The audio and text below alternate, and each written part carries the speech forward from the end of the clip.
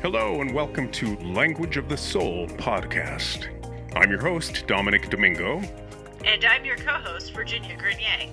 We'd like to invite you to sit back, relax, and enjoy some inspiring conversation. Here at Language of the Soul, we know that life is story. Individually, we're the products of the stories we tell about ourselves. Culture is the amalgamation of the stories we weave about the human condition. Here's the thing. Individually and collectively, we can write our own story. Thanks for tuning in and joining in the march toward human potential. Hello, and thanks for tuning in. I want to give everybody a quick heads up. Today's episode is the first in a two-parter. We're having a guest on whom we've had on before. We're very excited, and she's going to do a tarot reading.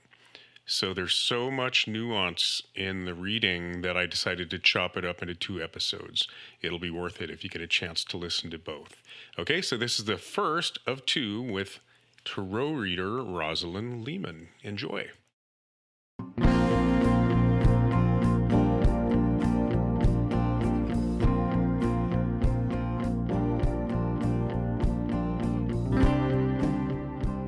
Hi guys, and welcome to Language of the Soul podcast, where life is story.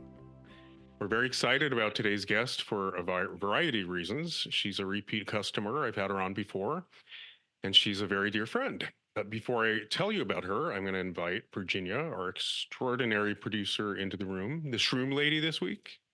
Yes, psychedelic shroom lady. Okay. And I Is don't there know any other type of shroom, really? Well, these Oh, ones there's really, lots. yeah, there Well, is, in Humboldt there are. but my nails literally are neon. And okay, so here's a funny story before I get into all of our other stuff, just because you might get a crack with this. So I had my nails done yesterday. Obviously, put mushrooms back on them. They're neon colors because warmer weather. And when my nailtician was putting on the top coat, she's like, "Oh, I put a special top coat on this time." I said, "Oh, okay." So I'm sleeping last night. I wake up about 3 a.m. in the morning. So, twilight hours. And literally The witching hour. Yeah, the witching hour. And literally open my eyes, you're not totally awake, to flip over to my other side. And I see these 5 glowing teeth looking at me. Shit. Do teeth look, though? Did the teeth have eyeballs? No, but I'm looking at these five glowing teeth, and I realized it's my hand, and it's because I have pointed fingernails. It's my freaking fingernails. They glow in the dark. That is awesome. Oh, they didn't tell you that? No. You should be emotionally prepared for that. They should have told you. So yes, my nailtician surprised me with glow in the dark neon nails. That is It was awesome. You're bringing me back to my childhood. My brother and I had, I don't know if you guys remember that 50s paneling, but it held on till the 70s. Oh, right? yeah. Because paneling is usually 20 years old, right? Yeah. So we had the wooden paneling with the little knots. You could see the pine knots in it. Anyone? Yeah, I remember those. It's actually in my current, this thing was built in the 50s, my current apartment. So it has a lot of vintage tiles, and it actually has that on the cabinetry. But anyway, when it was dark, we were convinced they were eyeballs. I mean, that's how we fell asleep every night, surrounded by eyeballs. They're watching you. Right.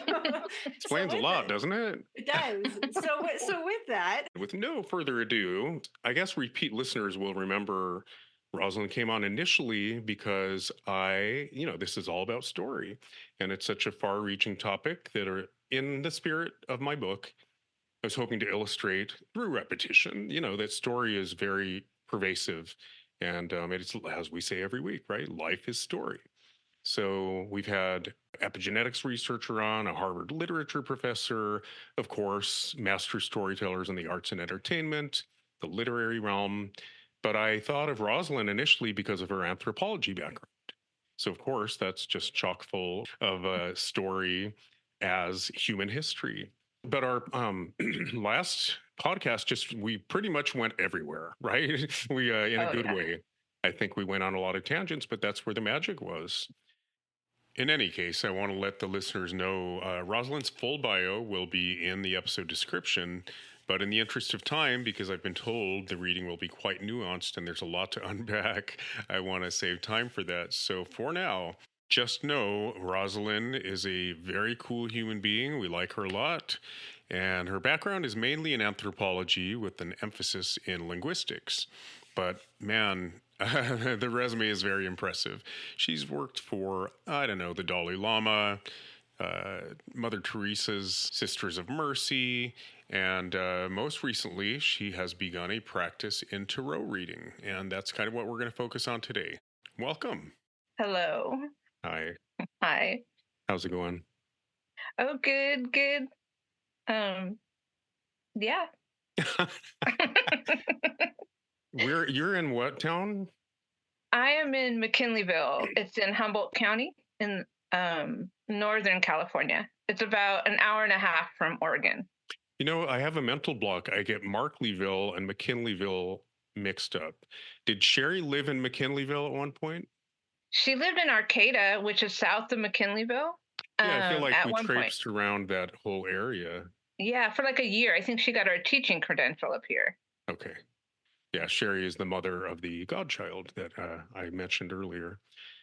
Well, anyway, you said earlier it's so beautiful up here. I hope it's beautiful in Southern California. And just so you know, that May gray June gloom thing, Yeah. how like the marine layer doesn't really burn off until noon or 1 some days.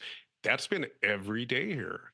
Whoa. Yeah, that's amazing. That's actually a good thing for you guys, I think.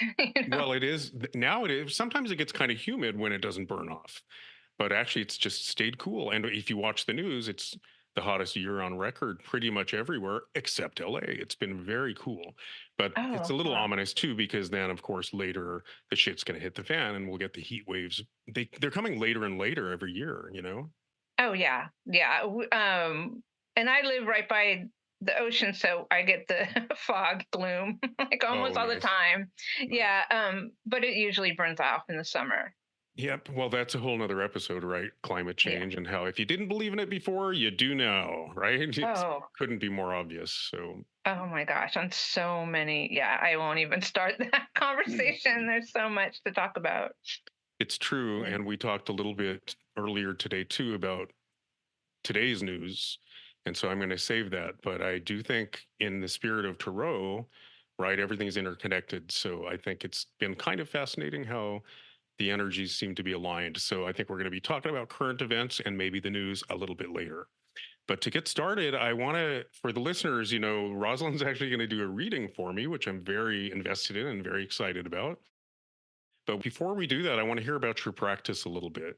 But I'd love for you to start real general and just give us what I'm calling the Reader's Digest version, or Tarot for Dummies. I really know very little. Virginia knows definitely more than I do. And as much as I explore different wisdom traditions and philosophic traditions, I dip a toe in all of it. I'm pretty ignorant when it comes to Tarot. So, do you mind explaining to us the history, the tradition, and then how that translates into modern practices like the readings you might do? It's a divination tool for insights for people, to kind of see what energies are around them, or maybe they have a big question, or the next move to make maybe in their life. It's guidance, Mm-hmm. and it's in the form of a story. Mm-hmm. Yeah, and it's a deck of cards. Really, it's a with 78 different cards, and 22 of them are the major arcana, which hold all these symbols from many traditions, Mm-hmm. and the rest are suits, and with different numbers have meanings with them, and then the symbolism on it, like the yeah, and then the history. This just has like there's nobody can really take ownership of the history because it has such a rich history, and Mm-hmm. supposedly it originated in the mid 15th century in Europe. Mm-hmm. It was initially used as a card game called Tarochi, where people would make poems with the different symbolism. Mm-hmm. And it wasn't really until the 18th century that it started becoming popular again and used as divination in Europe and America, really, it came Mm, popular during that time. mhm.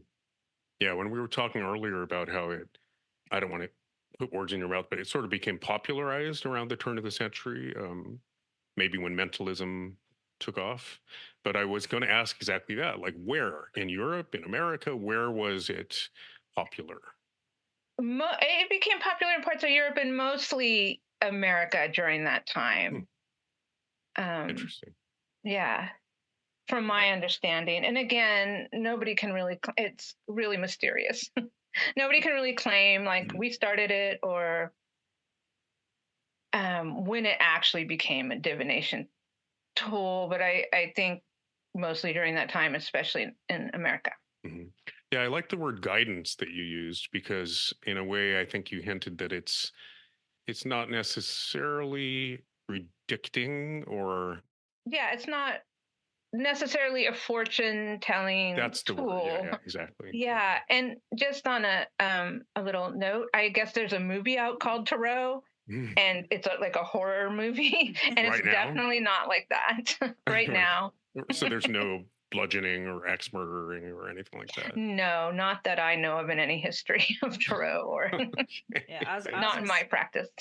I know for me, I've always known it's like a lot of people who, because it's something that I want to learn more about, but I haven't had the time to really dive into it and understand because there are the 78 cards and you have to understand them. But that's pretty intuitive too. Like you use a lot of your own intuition Mm, when looking at the cards.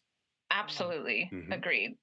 Yeah, Mostly. so I guess it might be a good time for you to tell us exactly how a reading goes down.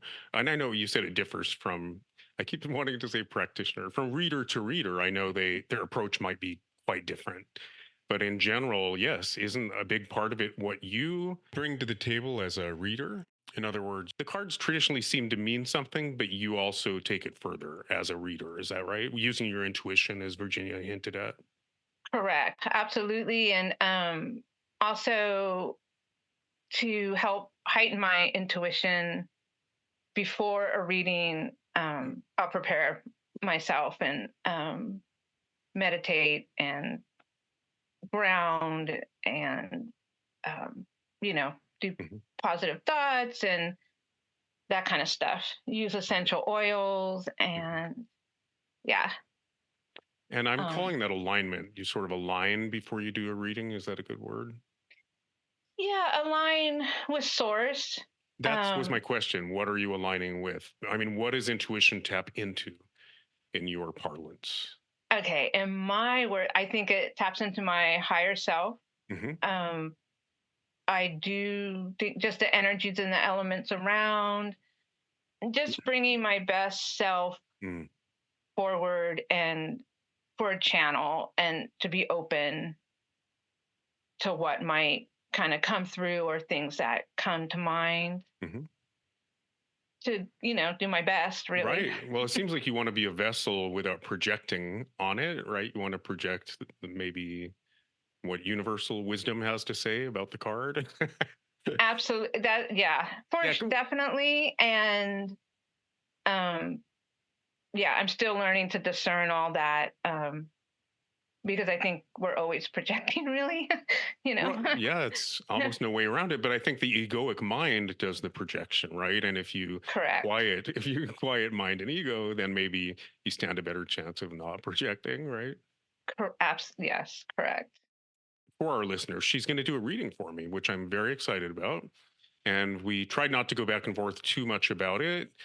Um, but I'm excited to see what comes up. But I did ask the question, like uh, in the spirit of you being aligned at the moment of turning those cards over, right?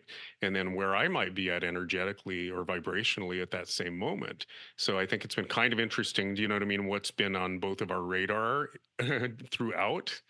And I guess I sort of mentioned, like, ooh, was there something dark? Like, did you want to wait until the energies kind of shift? Because was there something dark? And he said, no, I don't really use it that way, which, I assumed as much. But I guess it leads to the question, like, in so many philosophic traditions, you can say that it's an interplay between fate or destiny in some way. but we also have the free will to change that fate or destiny. So if the card indicates, ooh, you're on a dark path, I know you don't roll that way, but if something remotely ominous appears in the cards, is it sort of meant to say, hey, this is on the horizon energetically? You have the free will or the power to dovetail with the gods and self create and, you know what I mean, shift trajectories or even reverse that energy? Is that the role of it when we say it's divination, but it's not fortune telling? Yes. Yeah, it can be used that way, definitely. And it's usually that something, something that has to change with your thoughts, your behaviors, to kind of come off the path and then to get more on the right path. To give you an example of when sometimes I'll do readings in person, and I was doing a reading and all these cards came up and I knew like this woman was going through it, and there's a lot of grief. Mm, And I it's like actually like put my hand on my heart and tried to keep the tears back. mm, And but the other cards kind of showed ways to support herself through it, mm, and mhm. that there's a light at the end of the tunnel, and those that it's Do going to you often pass. see how the cards complement one another? The ones that seemingly randomly appear, right? Do they seem to always complement one another or work together? Most of the time, yes. There's sometimes things that don't make sense to me as the reader, Hmm. and maybe the client actually understands and I'm not. And I've done that before. So sometimes I just tell them what I'm seeing, Hmm. and that's why it seems so, because it's the contradiction is within themselves. Right. And sometimes it'll mean something to them later and maybe not in the moment. Is that true? Yes, that's definitely true. Yeah. Our evidential psychic said a client amnesia. So sometimes it just doesn't ring true in the moment. And then a week later, they'll say, I now know, I understand what you meant by that. It just kind of Yeah. clicks. So you said too that sometimes after doing a reading, you'll get visitations from animals in dreams. Yeah, actually quite often. And then I'll add that Mhm. to my emails. I do it all mostly via email, but I do in-person readings. And also I've done a lot of fundraising. I do pets too, to raise funds for different organizations, and that's been really fun and got a lot of great feedback of Nice, nice. what's going on with the animal in your house. And yeah, I have a lot of fun doing cat and dog readings. Well, I know um, how you feel about our furry friends. Do and you so remember that from our last episode? We were talking about how we need to revise our constitution. yes, I was in Usupio, and it was an independent kind of sovereign place that's recognized by the United Nations, but it's in Lithuania. That's how I Mhm. think we got started. But in their constitution, it talks about how cats rule, you know, and it's written in the I don't constitution. remember that. I Yeah, love it's that. I love that. if you get a chance to look up the Usupio Constitution, yeah, it's pretty amazing. It's pretty Yeah, I think funny and that amazing. I will check it out. Yeah, I Yeah. do live in Little Lithuania. I feel like that's probably the next thing I said in our last episode. But also Freetown Christiana. They have very much have their own thing going on and their own bylaws, and it's working, you know? Yeah, yeah, exactly. It's like that kind of thing in Well, Lithuania. well, let's not repeat our former Yes. episode, but that was a great conversation. I guess it's a good moment to say I still don't fully understand. So I know you do some readings remote, you do some in person, some are humans, some are furrier, and then you follow up right with a written account of the cards, and they can do with it what they will. But what is the interaction like? Today, when we do our reading, you've already flipped over the cards, and I actually have them open on my monitor in front of me so I can look at them. Tell us, how it's going to go down, but also what is the interaction? If you accept feedback from me, right, does it compel the conversation further, or am I just listening? You said you were um, interested in feedback or something like that. Oh yeah, after the reading, definitely I like feedback, and usually I'll have a person have a question in mind, maybe a question or a conundrum. I mean, Mhm. not to tell me. Mm-hmm. until after. Nice. And then just to go back a bit about the animals Mm-hmm. in the dreams, I just have to say, while I was doing your reading, Mm-hmm. I had my door open. It's so nice. A Mm-hmm. bird came in my house, came across my kitchen floor and Wow. sat and stared at me on my windowsill and just sat and hung out. So Wow. birds, it's a little chickadee. It was like a little chickadee bird. I love that. This was Yeah. So today or? this was today. I was working more on your reading, Mm-hmm. and I'm like, what is that? Because I knew my partner and my dog were out. What the heck? And it was a bird. Amazing. Wow. Well, you remember actually my mom's it wasn't even the eulogy, it was just a tribute that I shared at the services. Remember the part about the turkey? Yes, I do. Yeah, I very much consulted you. I actually researched the particular tribe in Tehachapi and how they felt about wild turkeys. But it was pretty amazing if you remember that turkey that just planted itself right in front of our car. Anyway, Yeah. but it's just not to make it sensational. You and I kind of speak the same language. We've shared some pretty trippy experiences, right? That each of us has had. Um, and I've known you forever. So I think it's going to be hard not to project. I'm glad to tell you how something resonates with me when you do my reading, and maybe it'll carry the conversation further. But you tell me when you're open to, does that resonate or doesn't that? But I think what's just, again, not to sensationalize, but you told me animals often visit after the reading. The day you told me you were going to pick the cards or whatever, turn them over, I guess. I don't know if I told you this, but I had a really vivid dream about animals, a lot of them. Oh, And wow. Okay. oh, I didn't tell you that. No, you didn't. I told No. Sherry, I don't want to tell you the dream yet.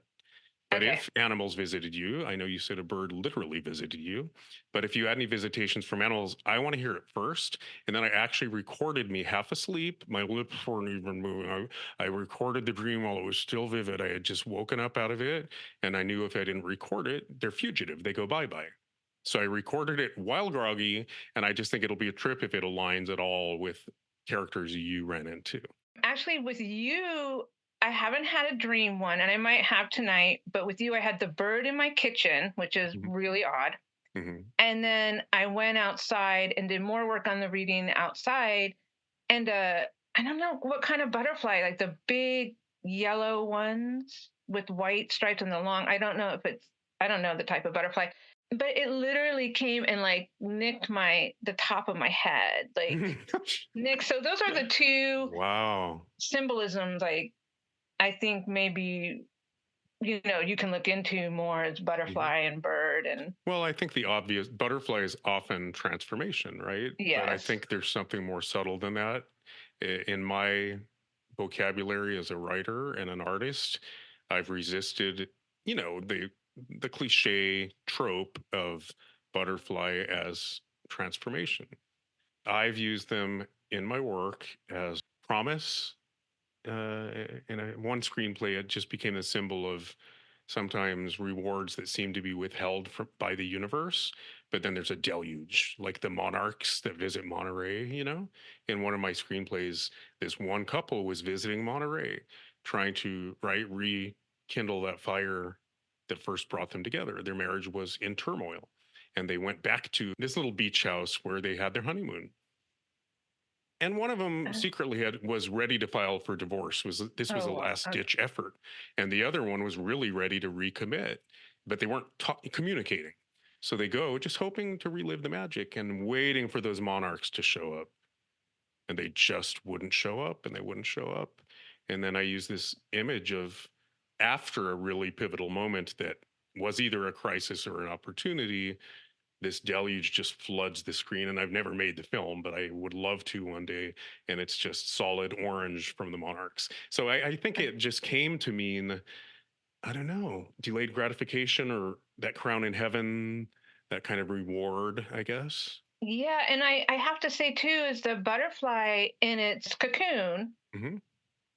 has to eat itself, the liquid that the caterpillar turns into while before it turns into but it literally has to turn into liquid, and then the butterfly literally eats the caterpillar, the old liquid from the caterpillar to survive. Wow. You basically eat your old self, right? Well, yeah, I mean, It's that's the like, archetype of you have to die to the self to be reborn. It is yes, Christ, right? Our resurrection happens after we die. It's the death of uh, mind and ego, right? And absolutely. And when I go more through your reading, it's, yeah, the ego, death, things come up a lot. okay, well, anyway, I have Yeah. the recording. Not again, I don't want to make it sensational, but or it's not for novelty. It's because I just think it will be an interesting exercise to see if there's any alignment at all, or any illustration of the interconnectivity that you and I subscribe to. And so after the reading, maybe I'll play the clip where I'm groggy and half asleep because the words I choose in that moment are more significant than anything. If not, I'll just recount it to you. I would not say that by any means I'm psychic by any means, just to clarify. Right. No, but I'm saying Yeah, yeah. if we received similar images, it speaks to some kind of interconnectivity or at least being on the same wavelength, right? There's a lot of words. Yeah, absolutely. And that we're multidimensional and yeah, all of it. Yeah. That And that we have access to that collective unconscious, maybe. absolutely. That's Just that. exactly. Yeah. Just that. Okay, so tell us what does a reading look like? How does it go down, if you don't mind, or at least in your practice? Okay, so in my practice, depending on the person and their needs, I'll do what you call a spread. So these can look differently. There's many kinds of spreads. That means how you lay out the card. So you can have traditional type of spread is like a cross shape. I'll give yours as an example. I did a mandala, Mhm. and so I use 9 cards for that. And I also use some oracle cards, which are a little bit different than tarot cards. Tarot cards are oracle cards. They are used for divination, but they're really a story, and that's the difference. Whereas the oracle kind of gives you little insights Mhm. just for the present moment. So I'll do oracle cards that represent the East and kind of that energy. I call in, I use oracle cards with some energies of Hebrew letters to bring in like my ancestors. And then I'll do one to the West, which is more energy of like shamanic kind of energy or more traditions of uh, indigenous Mhm. Western kind of styles. And then I'll lay down the cards and I'll interpret them. Mhm. And I use multi layers. So it does, that's why I usually type it out and because it can take a long time. And also people can reflect back on it Mhm. because time is weird in those realms, right? Things don't happen like immediately per Mhm. se, or, you know, um, I wanted to talk about tarot as a story a little bit so people could Absolutely. understand. Of course. So the major arcana are the cards I was saying that have all the symbolism and stuff on them. The major arcana go from 1 to 22. And the first card is a card, it's called the Fool, and it's the number 0. And so the number 0 is there's nothing and everything. The potential, it's a potential, right? And Mhm. so Mhm. this represents really ourselves and our beginning of our journey and those fools about to step off this cliff and just go for it. And so it's like innocence and it's about to start the adventure. And then on the fool's adventure, the first person they meet is a magician. And then the magician kind of gives the fool kind of tools to represent willpower, creativity. The magician teaches the fool about resources and availability and what's Out of curiosity, that's not the Jungian archetype of magician? it's an kind of a universal archetype. It is though. It is like the hero's journey. Comparative religion and the hero's journey don't align 100% with Jungian archetypes, but they're shared territory. So I heard the word magician, I thought of the Jungian archetype. I just wondered if these were meant to correlate with Jungian archetypes or if it's just kind of that shared territory idea. I think it's the shared territory. They're not based on Jungian archetypes expressly. No, Okay. not that I know of, but you Mm. can interpret through that, Mhm. if that makes sense. Because archetypes are available for the entire collective to tap into. Absolutely. And in fact, it's kind of comical when proprietary spin is put on them, especially the character archetypes like the magician or the trickster or the inventor or even the innocent. It wasn't really Jung himself, but I think Jungian psychologists after the fact kept expanding on the categories, and they're kind of proprietary. Do you know what I mean? Yeah. But I agree with you that we're wired for them, and that's what comparative religion is. It kind of shows how, because we're wired for symbolism and life is metaphorical and story is the means by which we transform, right? And you could argue that archetypes are the language of story, that in fact originated in our dreams pre-language. I love the fact that it demonstrates our interconnectivity, that all cultures have these compartments. They're not culturally relative, they're universal, right? Yeah, that's how I see it in energetic Yep. energies, really. Hmm. Yeah. So okay. So the fool's on his journey. He meets a magician, and he gets this knowledge. And then the second person on the hero's journey, of the fool's hero's journey, is the high priestess, Hmm. and she symbolizes like intuition, mystery, subconsciousness, and she introduces the fool to the inner world of intuition and hidden knowledge. And she also contains like the last bit of information of hidden knowledge. She kind of took what the magician did and then even more. And then he'll go on his journey more and meet the empress after that. And she's the number 3. Hmm. And she's like fertility and nurturing and the earth and just everything in like the natural world, and creativity, sensuality. And then after the empress, he comes along and meets the emperor, and then teaches the fool about structure, authority, and discipline, control, and power of reason. Because when the fool's starting out on his journey, he's empty, right? He's just naive and innocent, and he's gaining all this knowledge. And then the Hierophant is the 5th card, which symbolizes religion and education and community and conformity and spiritual guidance. Out of curiosity, I'm hearing almost polarity. Is each one of these meant to be a sort of a gamut? What do you mean by that? Like, I just wondered, because we mentioned that it's sort of rooted in a way in the Kabbalion and Hermetic principles, there's a lot of talk of poles, right? Everything exists on a gamut. We've created these Western binaries of, right, opposites, when in fact they're complementary relationships that exist on a gamut. So wondered if, each character or archetype has a shadow side. Maybe that's another way of putting it. oh, Like, yeah, okay, I see what you're, yes, definitely.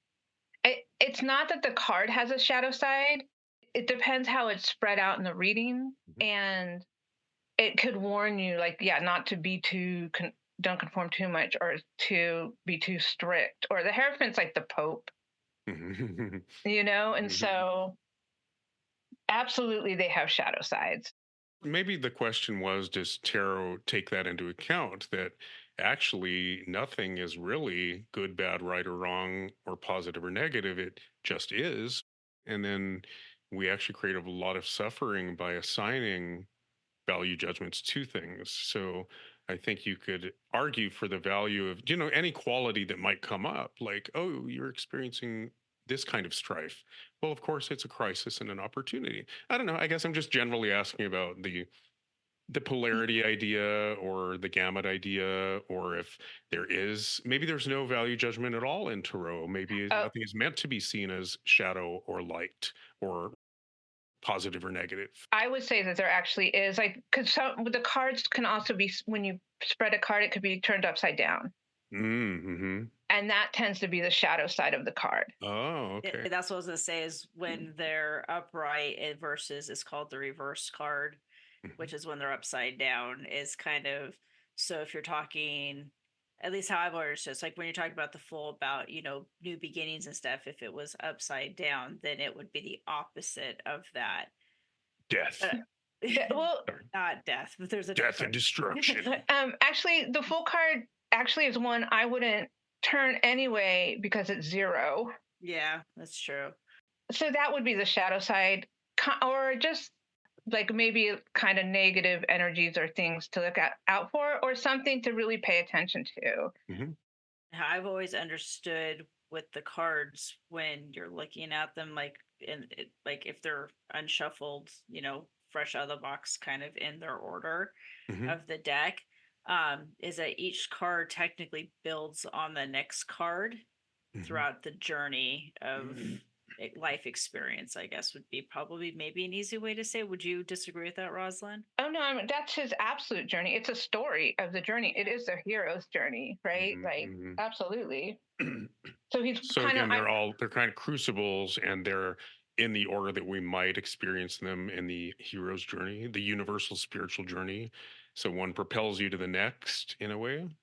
correct. And the Fool goes around the deck, is connected to like the Saturn return. Mm-hmm. And so, like, first the Fool goes around blindly, innocently, and then, your Saturn return comes around your age of 55, like 60, depending when you were born.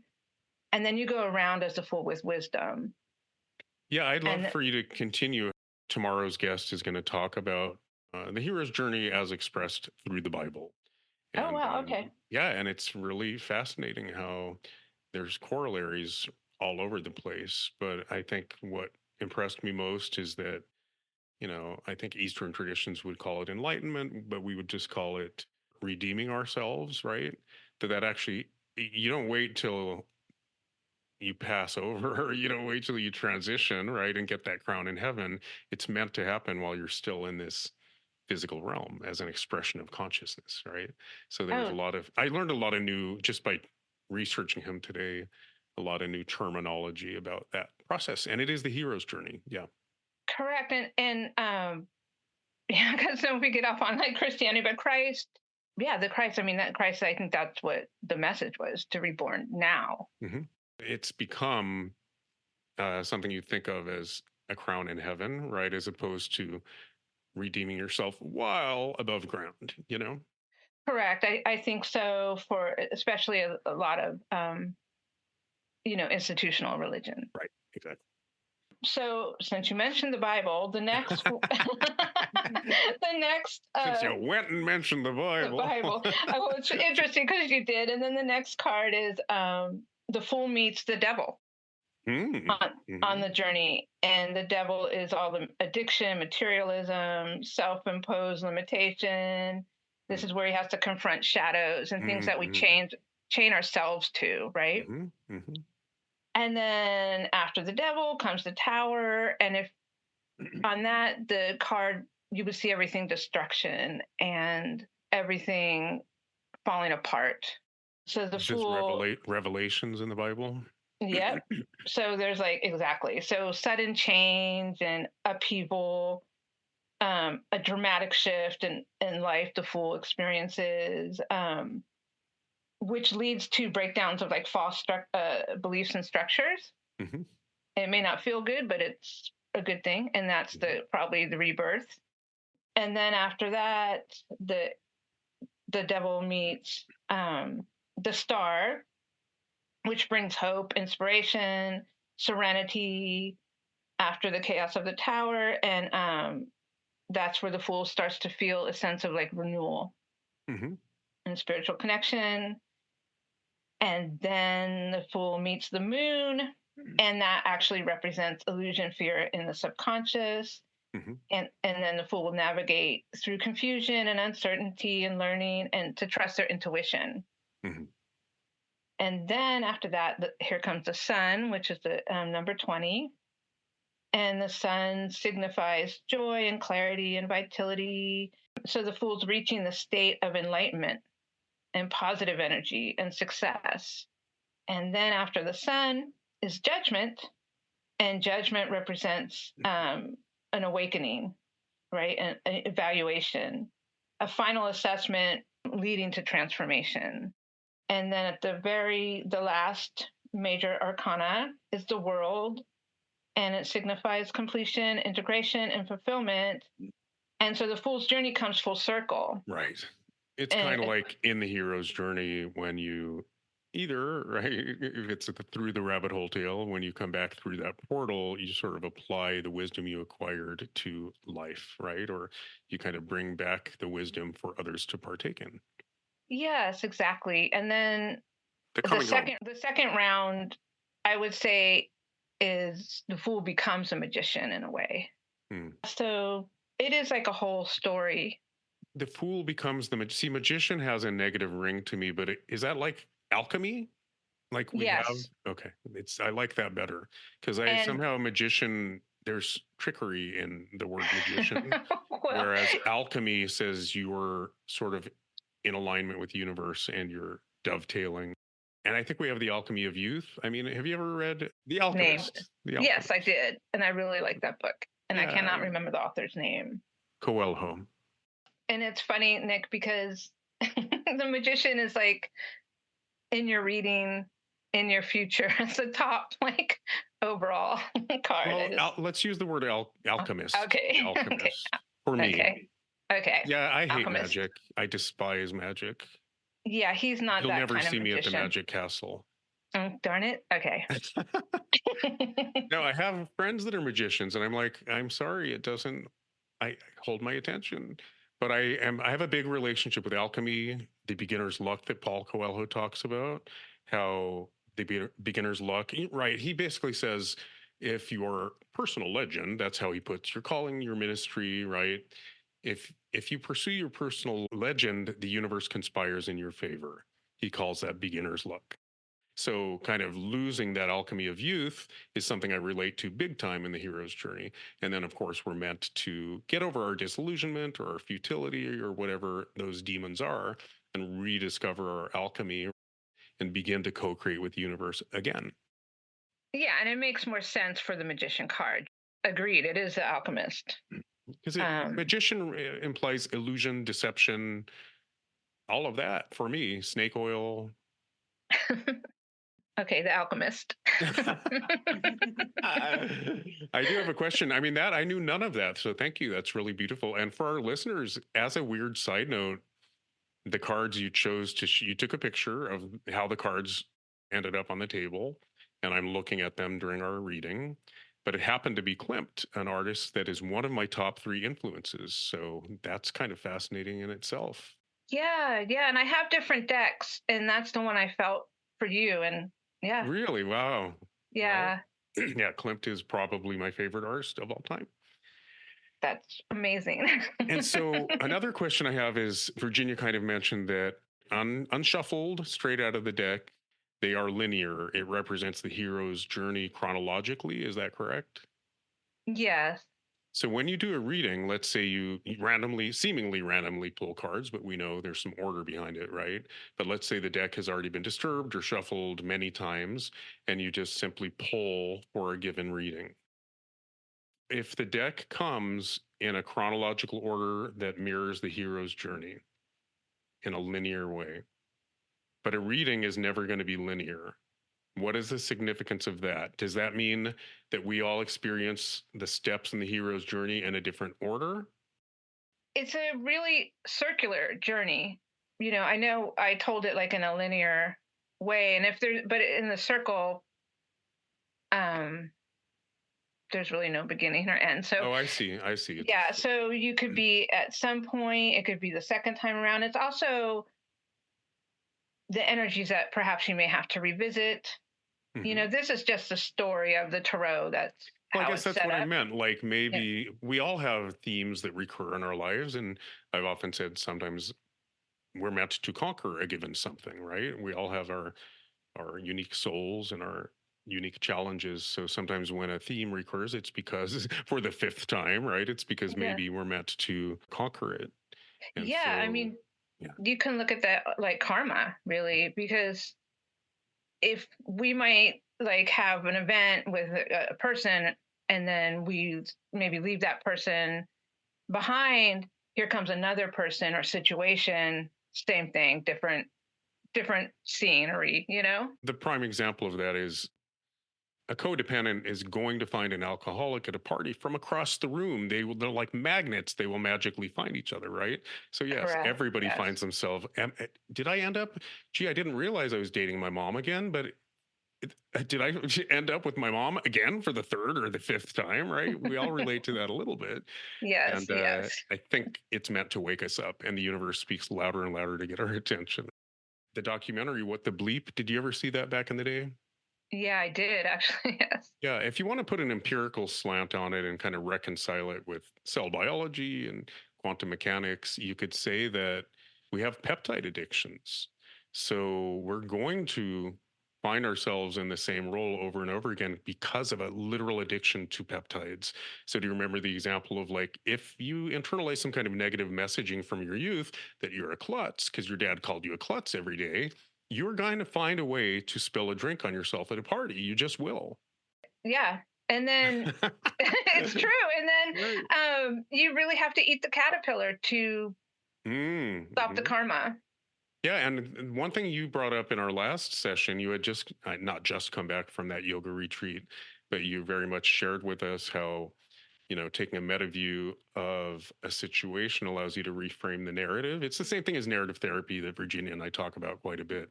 But do you remember that about the yoga retreat, how it actually allows you to see it objectively, forgive in a way, right? By putting yourself in the supposed adversary's shoes, that sort of thing. Yes. And it's really ourselves. It's all in. So we don't really have an adversary. You were Yeah. kind of saying that even with ancestral trauma or intergenerational trauma, we're taking such a meta view that we realize we all have our circumstances and conditions, right? And that we were born with. And it's not just forgiving the other party, but it's recognizing our shared humanity and forgiving, right? The failings of humanity in a way. Yes, and the failings of humanity, and that if we are technically all, if you get into quantum physics, we're all one. So We enter our, I love we that enter phrase. our, yeah. And so that's just a reflection of our thoughts. Mm-hmm. Which I probably would tie back into like Dominic's question, just going back to, the tarot, when Mm-hmm. you're asking about when a reading's happening, Mm-hmm. think of yourself as being the full, and where Mm-hmm. you are personally probably at this point in your life is where the fool is in its journey. And so the cards are pulled based off that kind of thought process. So that's where it comes out of that linear deck of, not being shuffled to the shuffled deck. I think I get Yeah. it, but Yeah. it also says to me that things can come in different orders and maybe resurface, as we said, right? Certain Mm-hmm. things you thought you had conquered resurface as a theme that you're supposed to look at again. Mm-hmm. Yeah, it reveals different facets of where you're at in the journey, um, and probably, like where those personal, reoccurring themes happen. Hmm. Maybe I'll click when you do the reading. Is that a better Yeah, way for me to learn? Is by doing the reading? yeah, I think yeah, you'll definitely get more kind of insights or understandings. I'm hoping. Like I say, it's multi-layered. So Well, is there anything else you would want to share about, again, what is Tarot? What is the tradition? How does a modern reading go down, at least in your practice? Or should we just do the damn reading? maybe just do the reading because it might answer, and then pop in and ask questions anytime. Well, that was my question when I've said several times, how does it go down? What's the protocol? There may not be one, but I just wonder, am I supposed to give feedback? Does that change the way you conduct your reading? Or do I wait till the end and then wait for you to prompt me for feedback? How does that work? I would say since we're on a podcast and stuff, interrupt me and ask questions, and because other people might have questions Okay. also as I'm So I doing could go the like, reading. hey, wait a minute. The hell did How- you mean by that? Something like that. Okay. I'll soften it a little bit. So you had a lot of like feminine energy, mother energy, like, and I know your mother passed away, and that energy was definitely with me, and just the divine mother. Hmm. And so when I laid out the table for your reading, I used Kuan Yin, who is the Eastern kind of divine mother, and the Virgin Mary symbols and candles. And I put a lot of rose quartz because I kept getting that kind of vibe, which is unconditional loving energy, which I feel like. You know my mom's middle name, right? Your mom's middle name? No. It's Rose. Oh, God. Oh, my God. You just gave me. Okay, I have to tell you something else then, Nick. Okay, but there's more. Her middle name is Rose. Of course, her services, we used roses. See, this is what I'm not supposed to be doing. Now I'm telling you more. But we're not evidential psychics here. Anyway, No. roses everywhere for her ceremony. But Oh, also, gosh. we've always said she wears rose-colored glasses. Like, anyway, I won't say too much, but with alcoholism Nick, you're giving me... and codependency, we've always talked about her as the prime example of rose-colored glasses. Yeah. Okay, so I have to say also, yesterday I picked a bunch of roses. And for some reason, I was drawn to make what you call a rose hydrosol. It's you distill roses, and it took me like 4 hours to do this process, but I felt like I had to do it. Thank you, by the way. I know how much goes into this, and you're giving me a freebie, so thank you. I mean, hopefully it benefits everybody, but I personally want to thank you for that. Oh, yes, and thank you both. It gives me an opportunity to learn more and just give feedback, and yeah. But I know how much went into it, so thank you. But so you were compelled to make a rose hydrosol, and so it's a distillation. It's an alchemist process, alchemy. And so, I did it on the stove. It looks like a chemistry experiment, and I got all these roses. So I'm just like, you know what? I just need to do this before I do a reading and do all the cards. I get tons of chills right now. And so I picked a whole bunch of roses, did a distillation. I have rose hydrosol, and then the water, that you use for the steam to come up, the roses also, the oils and stuff go backwards a little bit sometimes. And it was this beautiful, like golden color. And I decided to keep it. And so before I came on today, I'm like, okay, now I have to shower and just like dump rose water on my body before I talk to you. Wow. So I actually had no idea. And Nick, I pulled an oracle card. I have a gemstone card, and I'm just curious because roses just kept coming through so much. I pulled the rose quartz. Rose quartz again. The second time. So I use real rose quartz for your table on the spread, like the rose quartz gemstone. But these are gemstone cards, and I shuffled them up, and I'm just like, what is this energy? And again, it was rose quartz. Wow. Okay, so, Mom is here. We'll talk more later. Yes. Something else trippy happened. Virginia knows when the psychic was on here. There was a vicarious by proxy visitation from my mom. But real quick, it would really, my head will explode. There will be brain matter on my wall. This is true. But can you tell me what kind of roses you used in your concoction? They're called Sisselbrunner. That's I had the most of. Sisselbrunner, and they're really fragrant, and they're a light pink, like a rose quartz color. Okay. I think a lot of we have some really beautiful names on that side of the family. I don't know why. Marnay, Monty, Emerson, Faye. It's partially the country thing, but it's also the era. There's some silly, like Monty Ray. Their last name is Ray.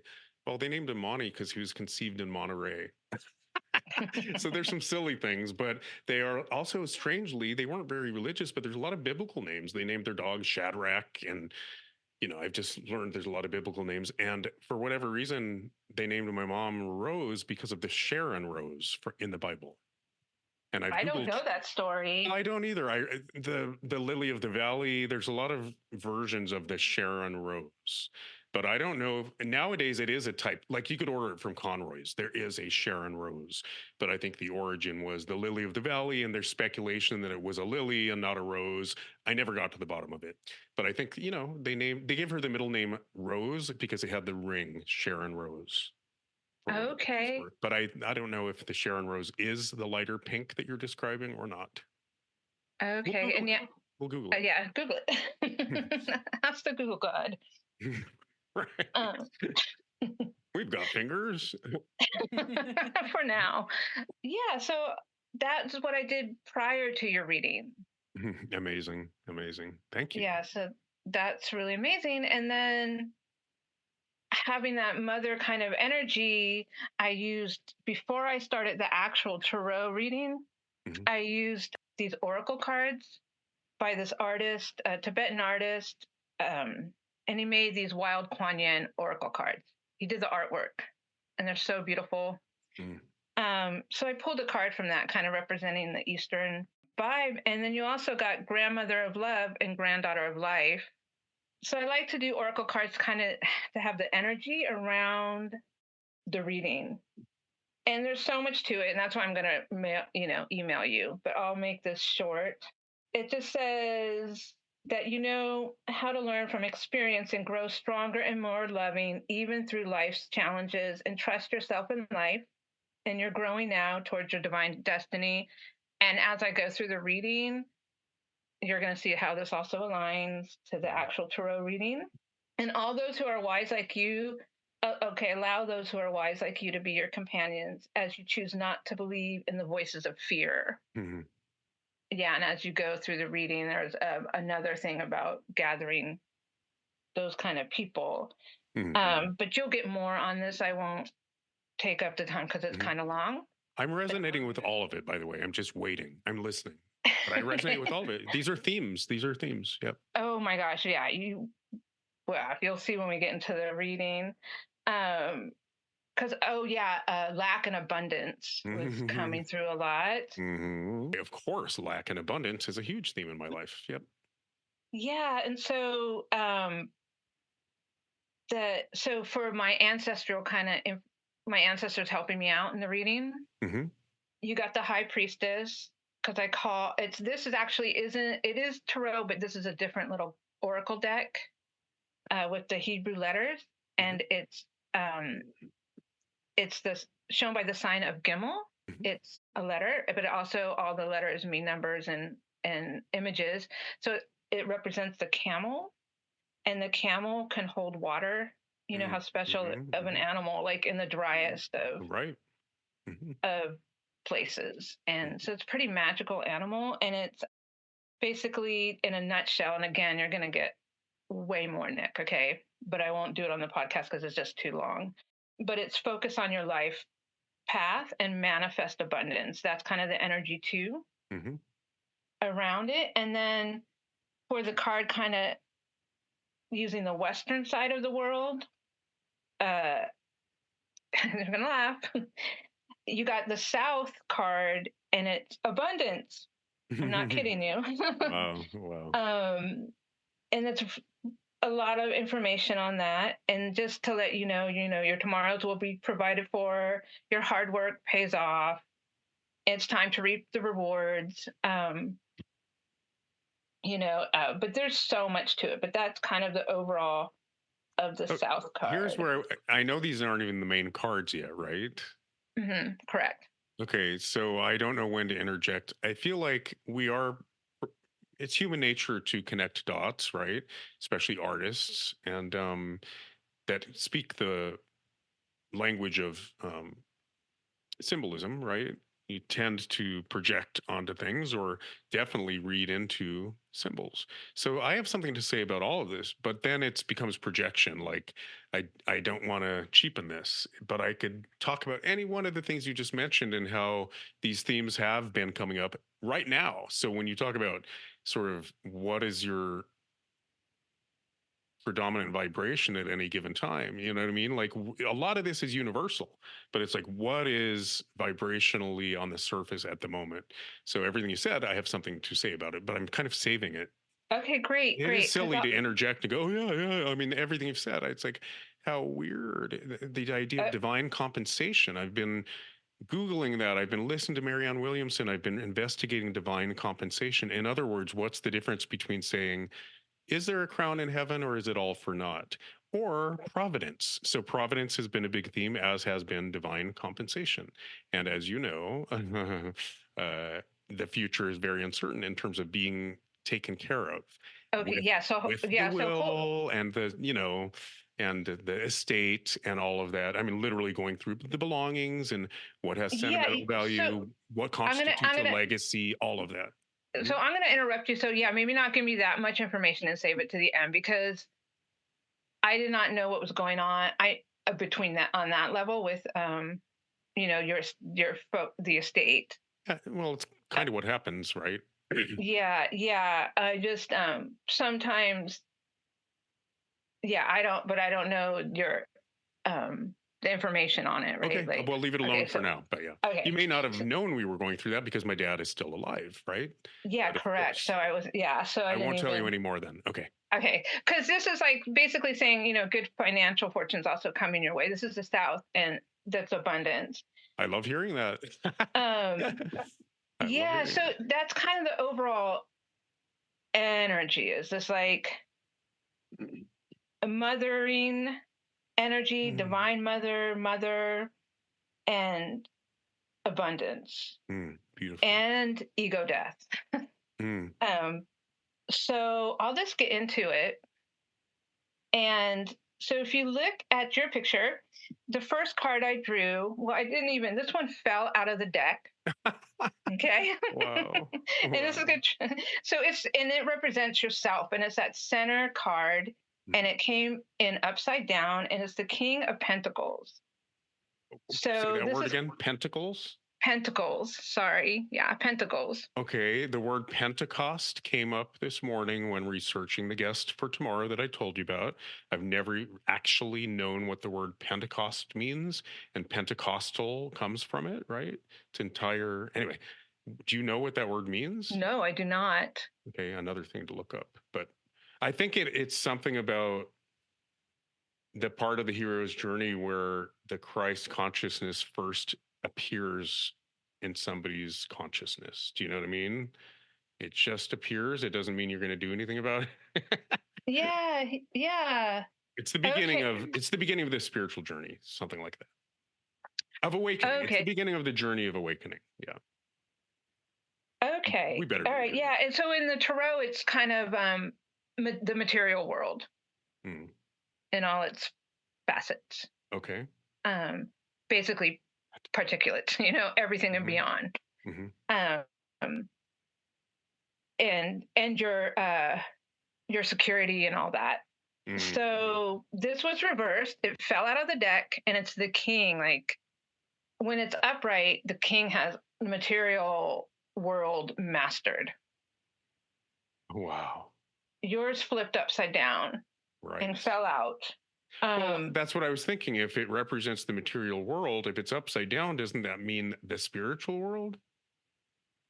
it Or can mean, but I was feeling, or for my, it definitely can mean it in a way, yes, but more for this, it's for the wealth and security. It's more like your coins are falling out of your pocket, and in a way, like, um, there's kind of a lack of financial stability,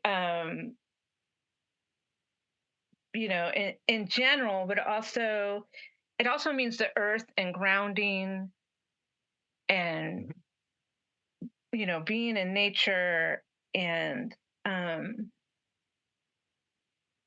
you may be called upon to, like, in this position, because the positions of the cards in the tarot Mhm. reading and the spread have different meanings too, and that again would take a pretty long time to go through each position, but yours is in the first position. This position's easy to explain. It just means yourself, the Mhm. energy that is Right. presently Right. around yourself. Absolutely. Well, again, I'm sorry. I'm going to share. I know you Okay. didn't want to hear too much about my mom's thing, but the last 7 to 10 years of my life have been exactly that, where I've said so many times, um, everything has been taken from me. I don't like to tell that story, but it's true. Like materially, everything was taken from me. There was a point where I absolutely felt like, okay, I'm done here. Like, I'm done with this body. And not that I was the most enlightened person on earth, but I felt like the emotional arc and then the spiritual evolution, just wondering if I had anything left to offer or to give, or if I was kind of done here. And but then the crucibles led me to a place where I thought I wouldn't trade that for the world. The spiritual richness I've gained through the minimalism. And I once asked, all I wanted was more spiritual humility.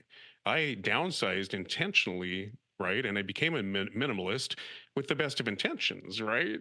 To nurture my spirituality. But it's kind of like be careful what you ask for, because you have to have your base needs met.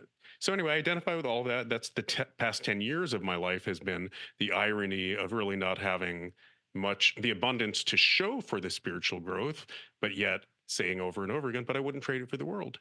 That's spiritual growth, if that makes sense. Yeah. It's kind of checking out of the material world. And Kabbalah would call it growth and expansion, right? I'm definitely not in the expansion mode. I'm in the restriction mode. Yep.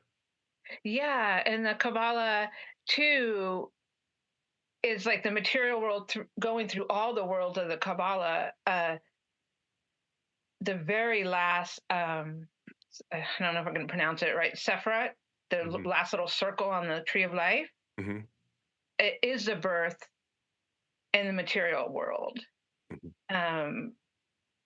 Yeah. So, and you kind of travel both, and when you can go up and down in the Kabbalah too. You kind of could go up and down the tree of life, and that's a whole other. I use the Kabbalah too, and I'll put more in the email in your reading because. Okay. Yeah. So, but back to the first position, you in the present, the King of Pentacles upside down. I was thinking it also because maybe there's too much overthinking, kind of an imbalance with the earth energy, the grounding, this,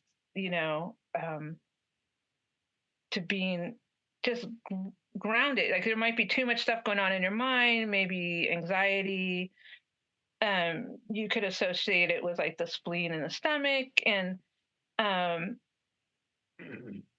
yeah. So it's like it's also interesting because the earth is connected to Divine Mother and Mother Mary and everything. But I did in this position also. You may be called upon to like carry a heavy load in some way, and it I think people may have a negative thing like, oh no, that's stressful and causes me more anxiety. But on your reading, it's a heavy load that you can carry because of the ego death, and I really do feel it's a spiritual load you'll be carrying, and I'll go more into it as we move on. Yeah, I think I've had enough of that. Haven't I had 10 years of that? No, but there's a different way, Nick. You'll see. Let me go through the thing and we'll talk more about that one. It's a load that you carry not just for yourself. Well, yeah, and I relate to that too. So I don't know if that's the current or the present or, but yep, I relate. Okay, so I'll try to go, just because time and stuff like that. So that was a reverse. So that's kind of the shadow side in a way of the King of Pentacles, right? That you were talking about shadow side. So that's kind of the, negative side when it's out of balance. And then in the second position, some people will say it's the East and the mind. You got the Eight of Cups. And the Eight of Cups is emotion and water, everything, all your intellectual pursuits, your mental states. And it can mean like it indicates a desire to leave something behind. It also could suggest a period of introspection. You need to move away from unsatisfying situations to find emotional fulfillment, kind of thing. These are just summarizing. It's also looking at, it looks at the love of self and the love of others and moving into the one love of unity. And sometimes you have the fortitude and hope for the future, and that's like your strength. Mm-hmm. and people rely on it. Mm-hmm. And some of the people are really needy. I don't know if that's resonating. And you might need to rest and restore and hold on to your energy. Mm-hmm. And if the alchemist, aka the magician, is next to this card, or the hermit, with the alchemist, it's saying you're gonna, you can reach the top, and whatever the top is for you. And the hermit, which also it's in your reading, Mm-hmm. is to be patient, and inner joy will be your reward after you eat the caterpillar. Okay, hold on, let's slow down. I actually saw a connection between something you just described in this card about preserving my energy, maybe, and needy people, that sort of thing. And then Yeah. initially you said one of the cards was about kind of choosing, I don't want to use the wrong terminology, but you know how there's people that are vibrating at your vibration, and then there's others that might not be on the same Yes. high flying disc, kind of choosing, or prioritizing those you want to surround yourself with. That you said that early on, but do you see a relationship between those two cards? Oh, yeah, definitely. Yeah, one of the first things you said was about, I don't know, I don't want to put words in your mouth, but it was something about choosing who you surround yourself with. Yeah, yeah, because that's what the King of Pentacles reverse is like. Focus now on releasing people who have a narrow-minded, inflexible view of life. Right. And then this card seemed, there was something about bloodsuckers. I'm too Yeah, tired to, yeah. yes. And so this also is a theme in the reading, as you see as we go through. Mm-hmm. This is not the only card that, not the only two cards that are kind of giving you that discernment or direction or Right. guidance. Yeah. I mean, I will just quickly say I've been challenged. You know, that idea, like, you got to maintain your vibration. And although, like Mother Teresa, you can feel that you're, strong enough to be in the trenches, right? But then you got to re-energize if you're going to keep up your own vibration. So you have more, if you don't look out for yourself, you have less to give others, right? And That's so I'm it. absolutely being confronted with that lately. Like, actually, I like to fancy that I can slum it with people that are on a pretty low vibration. I know it sounds horrible, but then at what point do I look out for myself? And Yeah. I've been having to think about that. Like, not removing people from my life, but just shifting where, what you put your attention on grows. So choosing what I give airtime to, put it that way. Yeah, yeah, absolutely. And it's going to talk about that too, because I'm not meaning like removing people from your life like completely. I'm Yeah, but just choosing the yeah, energies and the vibrations that you surround yourself with. And in my case, it's just kind of like, sounds very delusional, but you know, you don't really slum it. I was using that in quotes, right? But when am I yeah, being taxed by the vibrations? I think I'm strong enough to withstand, but yet, of course, it eventually erodes my own vibration. So, we just have to, um, uh, what do you call it? Like, ration, ration our resources. or because energy is always there, and that's the thing. The Earth is always there, and the energy of the mother is abundant, Mm-hmm. and you just have to not even ration, because that's almost like lack. Mm-hmm. Just regenerate. Right. You know. Mm-hmm. Yeah, try to get yourself in nature and silence and quiet time. And um so another, just one more little thing about this card, and again, you're going to get an email that's way more information. um it also symbolizes like you can find a needle in a haystack kind of energy right now. And you're going to find, um I guess, abundance and joy in places you wouldn't think so, in weird places, like through pain. Not saying to do anything like that, but just some painful experience. And then from this, you're going to be able to like move mountains. Like if you're feeling stuck or something's in your way, like you'll be able to do it. that energy is also surrounding, surrounding you. Nice. I like it. Yeah. And so the next card is the Queen of Swords. And she's in the third position. Mm-hmm. And like I said, I did a mandala one. So the center card was the King upside down. Mm-hmm. If you look directly to the right above it was the Eight of Cups. And then you go down below her. It's a her in your picture. Mm-hmm. It's the Queen of Swords.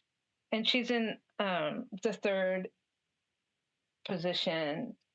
And so she kind of, this position kind of is like your emotional state, your relationships.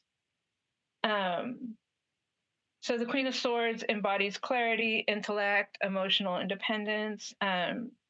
She advises using like clear logic, clear thinking. Like the energy of the Queen of Swords is she's a no nonsense, really smart energy that comes in and like with her sword cuts out the bullshit and just can see the bigger picture and let's just get down to it, right? Love it.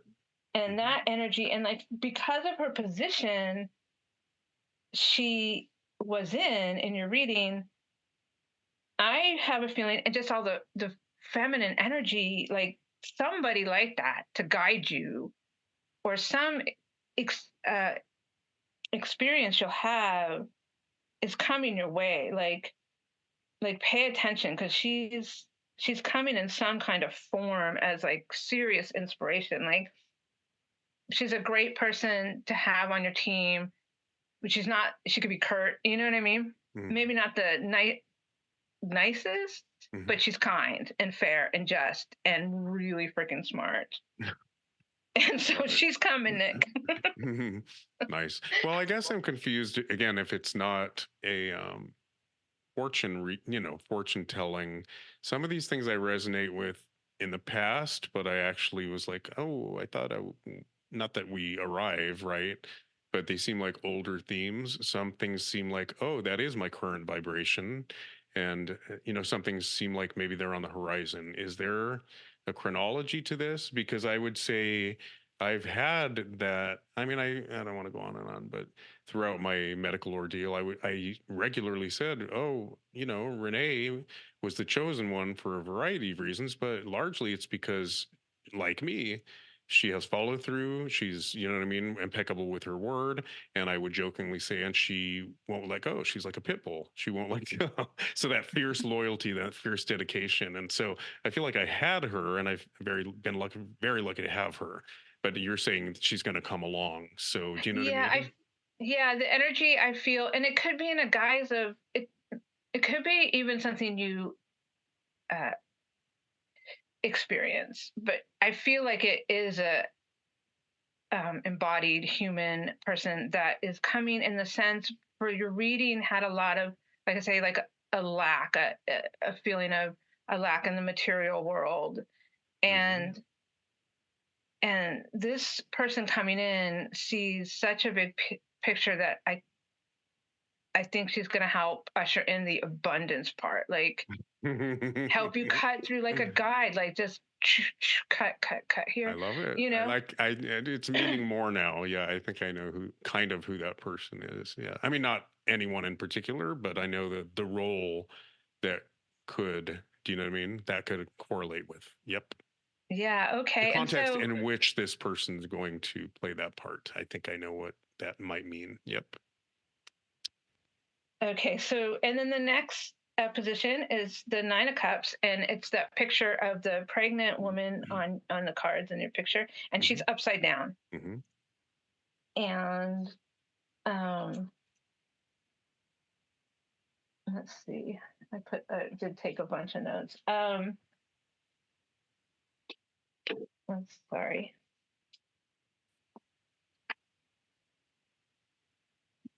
So, okay, this position also represents your physical aspects of your life, including health and the material world.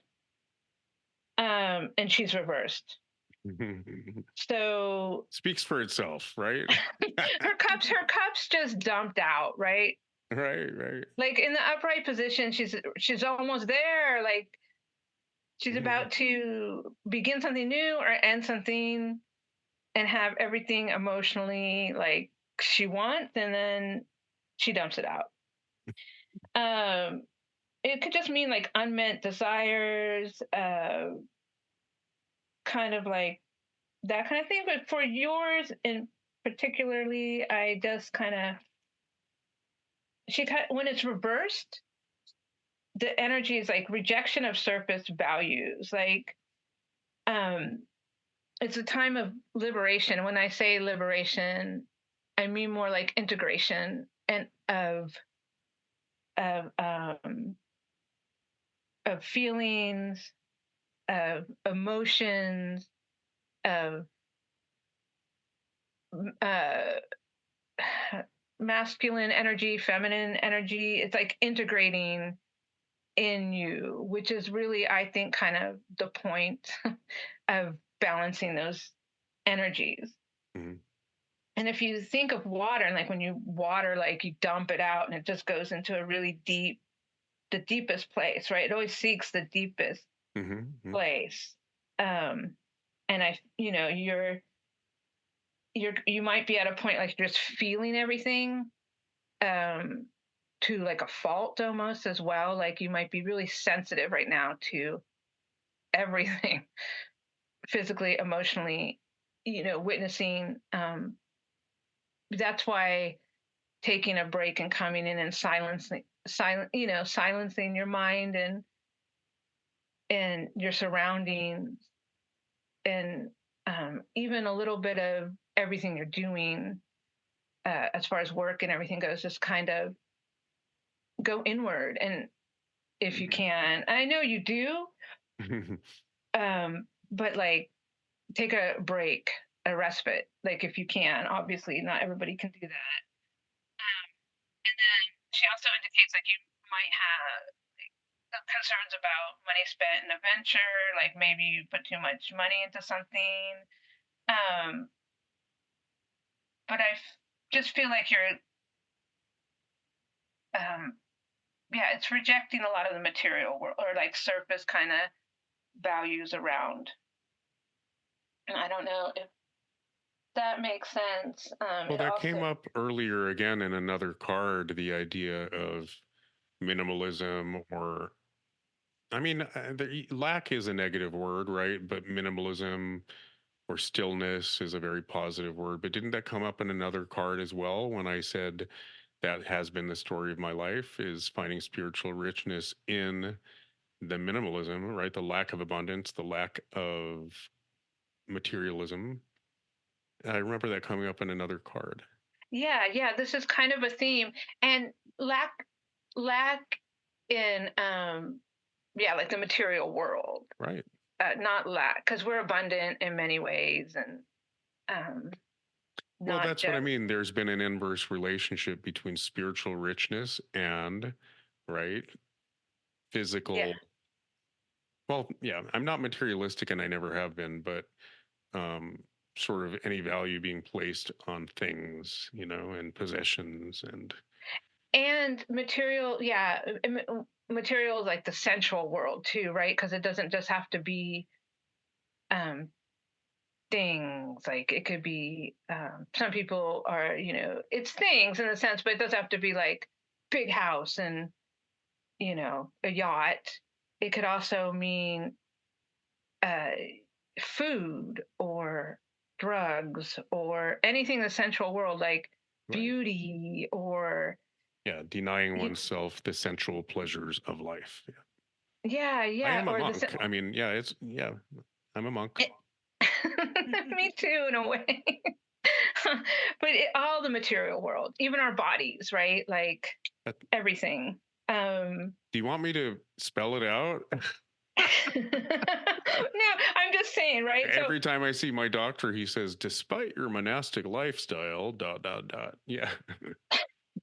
So yeah, no, I relate to all of that. I mean, I miss food. I definitely, I miss food. And then I miss that other thing, that other biological function. It's been a long time. Food? Yeah, like I love food. I'm a foodie. I hate that word, but I am a foodie. So that's one of the things I miss. I don't get to, you know what I mean, experience cuisine and yeah, the other thing. Yeah, yeah. Um, Yeah.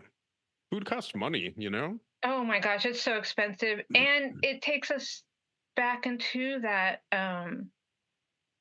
outside things to bring us pleasure. And which is fine sometimes, but when it's a behavioral pattern, um, you're kind of staying in the dark. If you're you're not staying in the dark, but it's not a negative thing, but it's harder to reach a spiritual realization when you have, for most, when you're connected, living so much in the sensual Mm. material world, Right. as entertainment. I don't know if that makes any sense, or that's just Absolutely. I mean, I okay. think there's a reason gluttony was one of the seven deadly sins, right? So I think when it's a vice, right, and you are mood regulating through the sensual pleasures, right, whether it's overeating or being a sex addict, right, then you're out of balance. Yes, And exactly. I mean, one thing about me is one of my downfalls is I'm too balanced for my own good. So yeah, I feel blessed that I'm balanced in a lot of ways, you know, but through circumstances, I resonate with that card. There's been a lot of deprivation, right?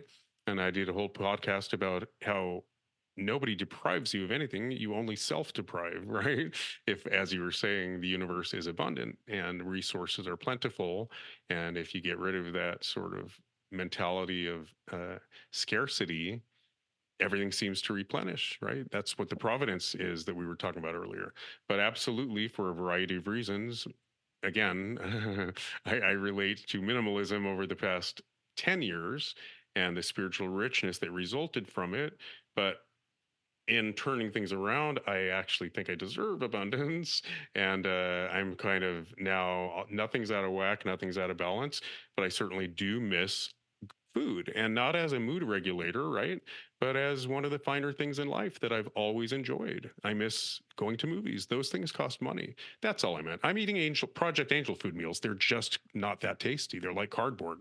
So thank God I have a friend that's bringing me, she's a caterer, and I get Cypriot cuisine every now and then. So thank God for that, because I would have jumped out the window eating just Project Angel food. So you get what I'm saying. I mean, Yes, yes, absolutely. Okay. I Yeah, think I it's in didn't realize. balance, but I think gay men especially love culture. We love cinema. We love a good meal. And so I don't see it as a negative. I see it as one of the things I enjoy in life that I look forward to indulging in again because I'm so balanced nowadays. Yeah, okay, I see what you're saying. And I guess what I'm saying is it's not necessarily negative. It just, and from a Vedic position, Mm-hmm. or yogic, it could get you off your path in a way. Not doing it, to if you're addicted to it, or if you're not Absolutely. attached. Okay, if you're not attached to Attached. Yeah. it, Right. that's the word. Right.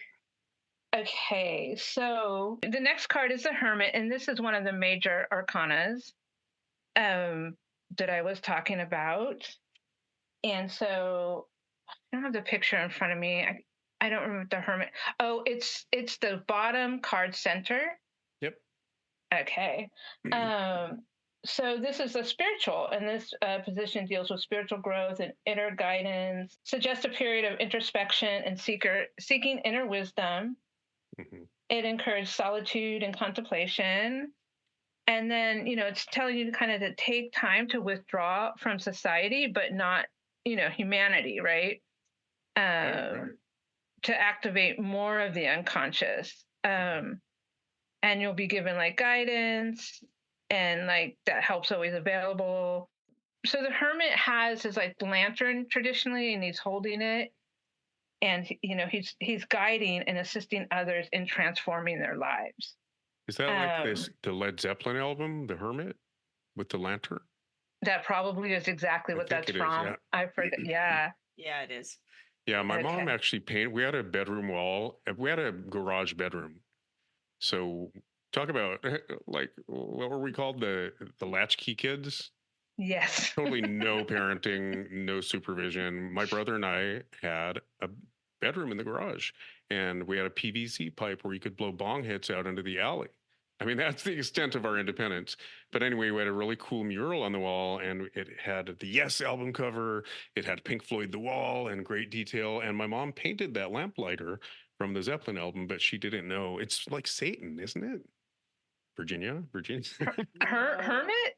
Well, just the version on the Zeppelin album. Somebody, or I don't know, maybe not. Okay, not in the tarot at all, though. Okay. Zero's in. Like, yeah. Zero's the hermit's a really wise. He's holding the light in the darkness. Oh, okay. Well, that's what You my know? mom was, that's what she was focused on. Yeah. Somebody later said it was supposed to be Satan, and I thought, oh, my mom, poor mom, if she only knew. But I like that better. It was the lamp. Yeah. Yeah, because he's there to guide and help others. And so he helps people in transforming their lives, and it also means like instinctive knowledge comes from self-realization.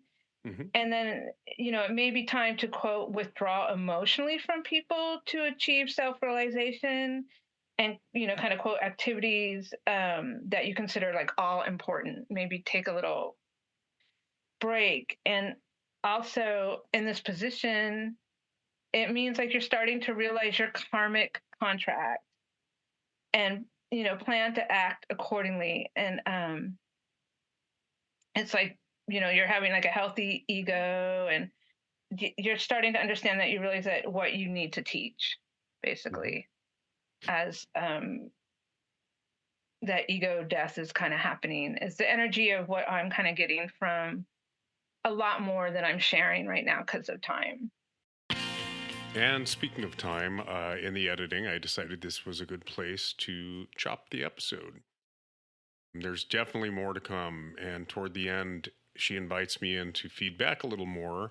And I think some really interesting, stimulating, hopefully inspiring discussions result from that dialogue.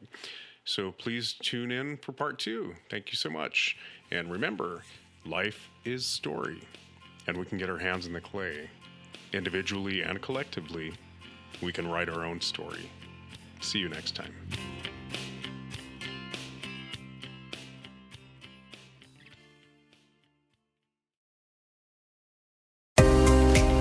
We want to take a moment to thank our wonderful listeners and supporters.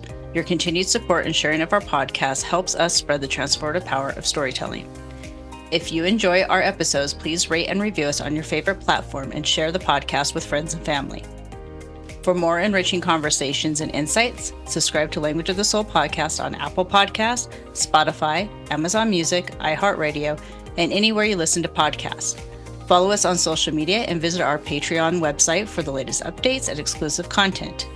Your support helps us continue to bring these important stories to life. If you'd like to support us further, consider joining our Patreon community for exclusive content and donation options. Every bit of support helps us reach more hearts and minds.